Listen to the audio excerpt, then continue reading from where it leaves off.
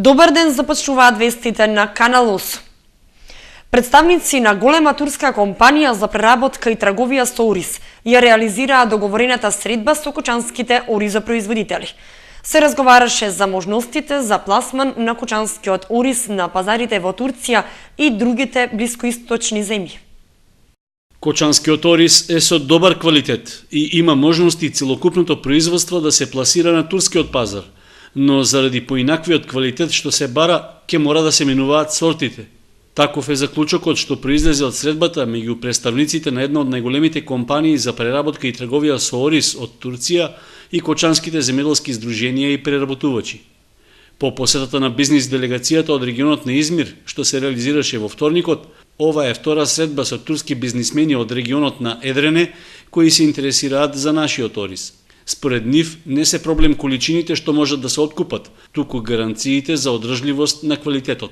Јас на година на мојата фабрика 25.000 тона горе-долу арпа, ние ориз, работам. Купувам од Болгарија, од колегите, мојата арпа праштам на Турција. Миналата година од Грција купи 4.000 тона. И може да купувам од Македонија. Интерес има, винаги има. Да. Само сорт малку треба да се смена за турски сорт. Не е кристално зрно треба на нас. Вашето сорт е Санта Андреја, за турски пазар не. Нема интерес. А кристално зрно има интерес винаги. Ајбаш вели дека сортите што сега се произведуваат во Кочанскиот регион тешко пораѓаат на турскиот пазар, затоа што потрошувачите бараат при варењето зрното да остане цело, односно да не биде кашесто. Освен ова, турските сорти ориз не се кршливи при лупењето, односно даваат подобар рандаман. Атрактивна за кочанските земјоделци може да биде и цената на белиот ориз на пазарот во Турција. Бел ориз момента евроцента над 1 евро. Од подрачната единица за земјоделство во Кочани се задоволни од остварените контакти со турските бизнисмени и очекуваат продолжување на соработката, што започна минатата година со тестирањето на нови сорти турски ориз. Имаме турски сорти, 4 турски сорти веќе распоредени на 20 различни локации во целиот Кочански регион и Винички. Со тоа што ваквите турски сорти се надеваме сега за сега во фаза се на восочна зрелост и што дава некоја надеж дека ќе имаме добар и род и рандаманот кај што го имаа проблем земјоделците минатата година изразито. Ќе излеземе од ваквите проблеми и истите сорти вакви се барани на турскиот пазар. Бизнисмените од Турција се заинтересирани оризот од Кочанскиот производствен регион да го откупуваат како арпа и подоцна да го преработуваат во сопствените капацитети. Доколку се постигне договор за откуп на целото наше производство, тие планираат во Бугарија да ја изградат голем објект за лупење, каде би се преработувале количините што ќе се прибираат од сите балкански земји. Општинската комисија за проценка на штети ги сумираше последиците од невремето што кон крајот на јуни го зафати Кочанскиот регион. Од пристигнатите пријави скоро сите се однесуваат на штети врз земјоделските посеви во вкупна вредност од околу 12 милиони денари. Штета од близу 200.000 евра направило невремето проследено со ветер и град што ја зафати општината на 23 и 30 јуни годинава. До Општинската комисија за проценка на штетите во изминатиот период пристигнале вкупно 100 пријави од граѓаните и од деловните субјекти. Само во еден случај било пријавено оштетно побарување за градежен објект, а сите други се за штети врз земјоделските посеви. Според поднесените пријави се забележува дека најлошо поминале земјоделците од Долни Подлог, каде се 40% од оштетувањата, односно невремето таму направило штета од околу 80.000 евра. Оштетување на посевите пријавили и собственици на земјоделски површини од Грдовци и Горни Подлог, каде штетата пред сека и градинарските растенија изнесува над 63, односно 30.000 евра. Невремето направило оштетување и кај градежните објекти, при што едно предпријатие за производство на мебел пријавило целосно уништување на суровините, репроматеријалите и дел од готовите производи. Вредноста на штетата овде изнесува околу 15.000 евра. Општинската комисија за проценка врз основа на поднесените пријави од граѓаните кои претрпеле штети од невремето излегла на терен за да ги утврди штетите по секоја пријава поодделно. Врз основа на направениот увид, изготвена е проценка на висината на штетата за секој подносител посебно, и тоа за површини со култура. Извештајот со проценката ќе се најде пред Советот на општината, кој ќе треба да донесе одлука за можно обештетување на граѓаните. Производството на мед бележи огромни загуби поради неповолните временски услови. Пчеларите најавуваат покачување на цената. Производството на мед бележи драматичен пад од дури 50%. Тоа се должи на неповолните временски прилики со чести врнежи од дожд на почетокот од летото. Кога не требаше да имаме ние такви врнежи и таква влага, ние тоа го добивме и пчелите не беа во можност доволно да се развиваат, туку тие го трошеа медот за своји потреби. И така залихите на мед кои ние обично ги вадиме во овој период се намалени. Она на што можат да се подпрат пчеларите во моментот е што пчелите обезбедиле доволно резерви за презимување, благодарение на топлото и суво време последните 2 месеца. Но на располагање им стои и друга мерка – покачување на цената на медот во следниот период. Тоа е впрочем и земјоделска практика на секаде на сите пазари. Ако нема доволно производ, автоматски цената се качува. Ако направиме една паралела, дека во околните држави тука на Балканот, нашите комши и соседи, имаме ние најевтин мед од цена од 250 денари. Најевтиниот мед, вториот по вредност е 5 евра, значи ние испод 5 евра не треба да бидеме долу. Малопродажната цена на тегла мед во моментот во просек изнесува 200 денари, а поквалитетниот чини околу 230 денари. Земјоделците добија дополнителен рок од 1 месец за да побараат финансиска поддршка за своето производство од ИПАРД програмата. Потребната документација со барањата се поднесуваат во регионалните центри на Агенцијата за поттикнување на развојот на земјоделството. До 30 септември е пролонгиран 8-миот јавен повик за користење средства од ИПАРД програмата, што требаше да заврши заклучно со 22 август. Според платежната агенција, рокот е продолжен со цел да им се излезе в пресред на потенцијалните корисници за подготовка на квалитетни апликации, како и да се овозможи ефикасно искористување на помошта од ИПАРД програмата. Финансиските средства предвидени со повикот се наменети за инвестиции на земјоделските стопанства за нивно преструктурирање и надградба за достигнување на стандардите на Европската Унија, потоа за инвестиции за преработка и маркетинг на земјоделските и рибните производи со нивно преструктурирање и надградба, како и диверзификација и развој на руралните економски активности. Потребната документација за подготовка и поднесувањето барања, вклучително и упатствата за корисниците на ИПАРД, може да се преземат од интернет страницата на Агенцијата за поттикнување на развојот во земјоделството, како и лично во нејзините регионални центри или работни единици, секој работен ден од 8:30 до 16:30 часот. Исто така, во Агенцијата, заинтересираните земјоделски производители може да добијат и информации за изготвување и доставување барања, како и практични совети за аплицирање.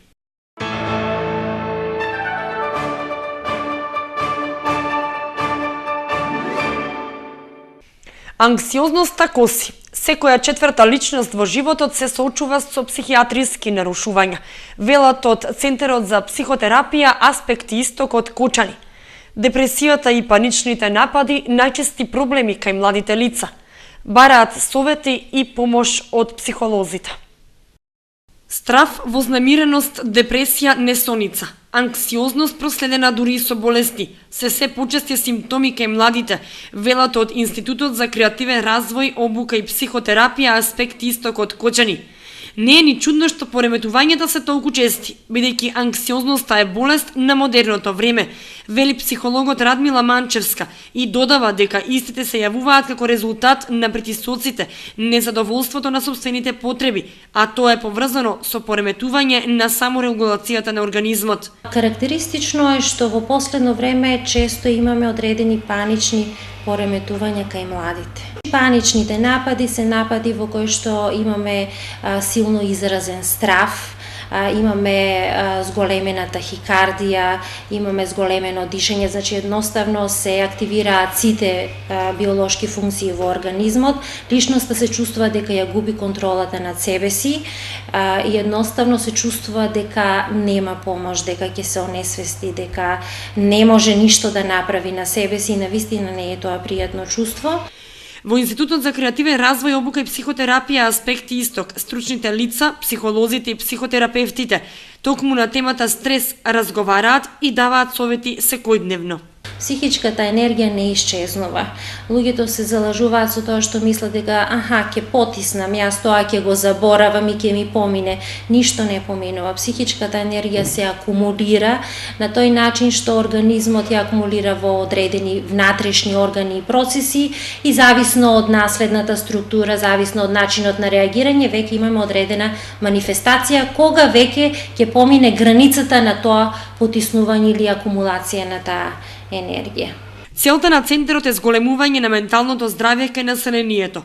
Стручните лица ќе организираат работилници за намалување на стресот и стресните реакции и последиците од него, како и воспоставување на психичка рамнотежа, работилници за управување и контрола на емоциите, едукативни работилници за потикнување на позитивните психички потенцијали кај младите, зголемување на самодовербата, свесноста и сигурноста во себе, самопочитувањето и чувството на личен успех.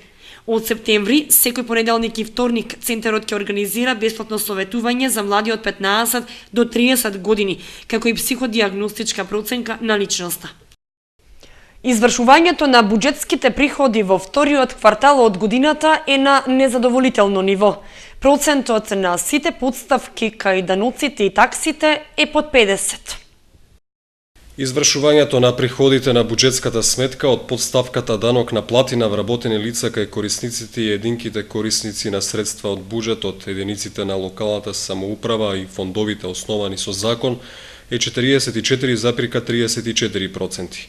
Нешто повисока или 44,72% е извршувањето на ставката данок на плати на вработените лица во трговските друштва, јавни предпријатија, кај трговци и други правни и физички лица што вршат дејност кои не се корисници и единки корисници на буџетот.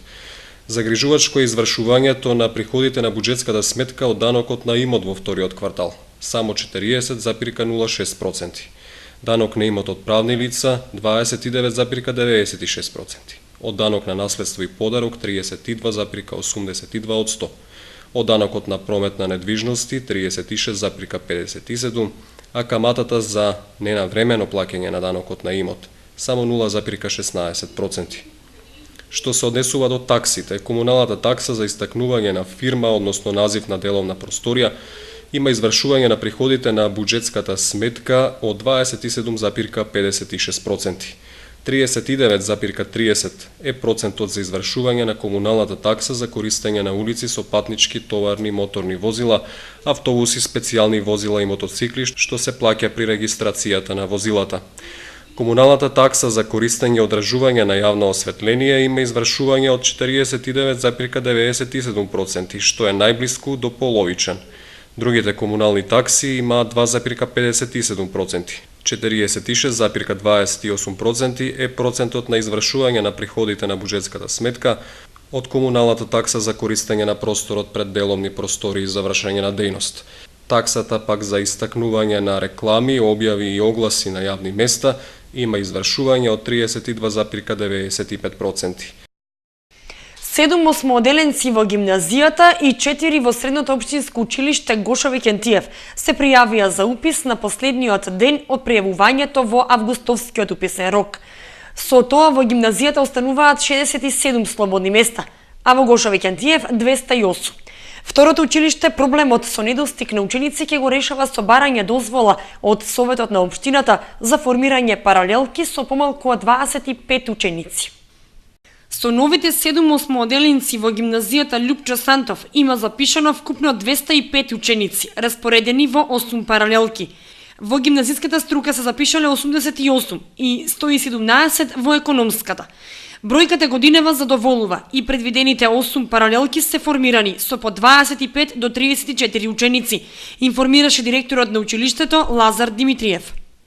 Во другото средно училиште, Гошо Викентиев, од предвидените 408 ученици се запишале 200.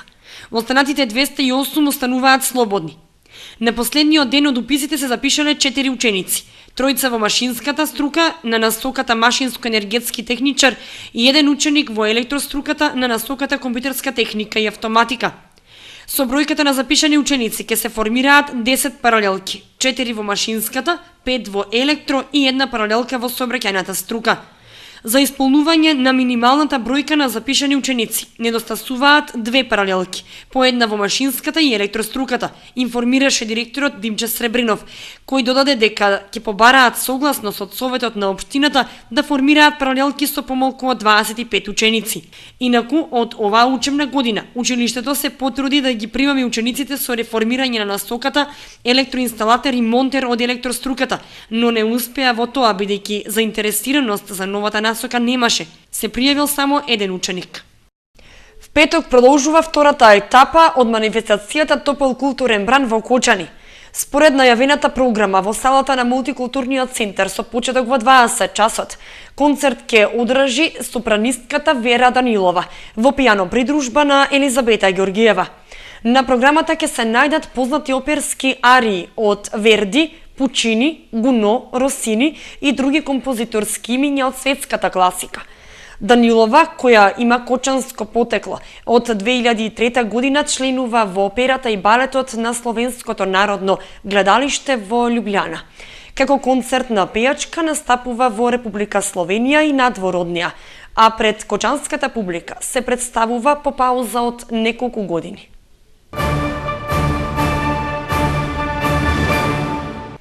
ЕВН Македонија ги известува граѓаните дека ќе има прекин во снабдувањето со електрична енергија во Кочанско. Без струја в петок 23 август ќе останат корисниците од селата Небојани, Полаки, Припор, Вранинци, Костиндол и Крушка. Прекинот ќе биде во периодот од 10 до 12 часот. Истиот ден струја ќе немаат и жителите на виничките села Трсино, Трстија, Софинци и Максимци.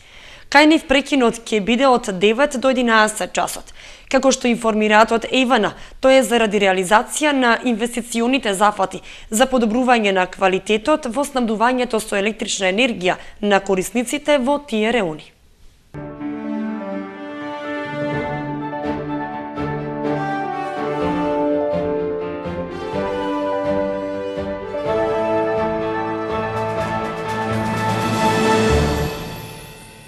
И за крај од вестите и информацијата од спортот. И Слога 1934 го имаше премиерниот настап во третата Лига Исток. Стартуваше со тесна, но значајна победа против Рудар во Пробиштип. Слога 1934 стартуваше со победа во новата сезона од третата Лига Исток. Во Пробиштип славеше над домашната екипа на Рудар со резултатот 3:2. Тоа беше единствениот заостанат надпревар од првото коло. 2 гола постигна Велковски, а еднаш реализираше Коцев. Гостите во првото полувреме имаа водство од 2:0, но домакините бргу излегоа од негатива и со головите на Атанасовски и Стоименов израмнија на 2:2. Со тој резултат се замина и на одмор. Виничкиот третолигаш до значајната победа дојде со вториот гол на Велковски во последните моменти од мечот.